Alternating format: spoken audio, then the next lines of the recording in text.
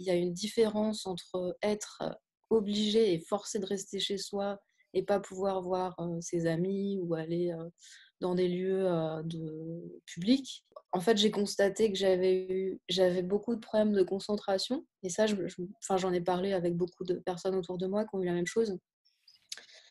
C'est-à-dire incapacité à se concentrer plus de 15 minutes grand maximum.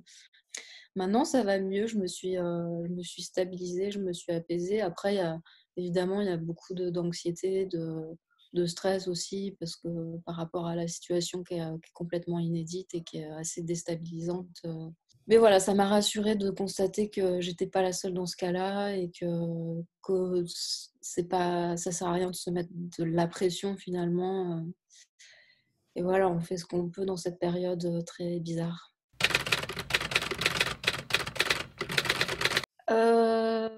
C'est encore en attente sur une liste.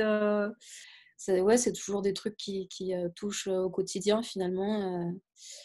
Mais sinon, oui, il y a encore. J'avais fait vraiment une longue, longue liste et puis il y a eu des événements qui ont fait que j'ai été un peu bloquée dans tout, dans toutes mes bonnes résolutions de confinement. Bah moi, ce qui me fâche, c'est comment est gérée cette crise sanitaire de la part des gens qui nous gouvernent. Moi, je suis française, donc je suis aussi l'actualité en France et c'est assez catastrophique. Et on ne sait pas trop ce qu'il faut faire, ce qui est vrai du faux. Et puis ce qui me rend beaucoup, enfin ce qui m'émeut beaucoup, c'est de savoir que j'ai des gens proches de moi qui sont malades et, euh, et de ne pas pouvoir les voir, d'être loin d'eux. C'est assez, comment dire, c'est assez frustrant, c'est assez injuste. Enfin, il y a énormément d'autres choses, mais bon, voilà, pour faire un résumé. Bah, c'est les gens qui guérissent, qui s'en sortent, qui vont mieux, qui sont toujours en vie. J'ai l'impression qu'il y a un lien qui s'est resserré entre les gens. Alors, bah, je réfléchis beaucoup à ce que j'aimerais faire et je crois que les deux choses que j'aimerais faire le plus, c'est bah, déjà revoir ma famille parce elle est en France, donc ça fait longtemps qu'on ne s'est pas vu.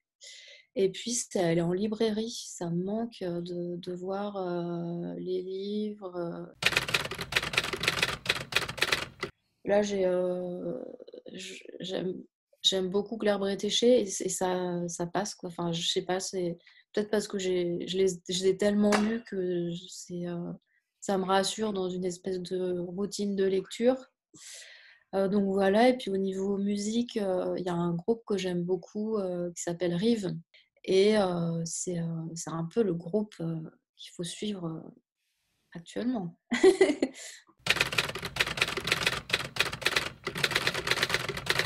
Bah, ce qui m'a interpellée, c'est le décès du jeune Adil qui a eu lieu il n'y a pas très longtemps à Anderlecht, qui a été victime de violences policières.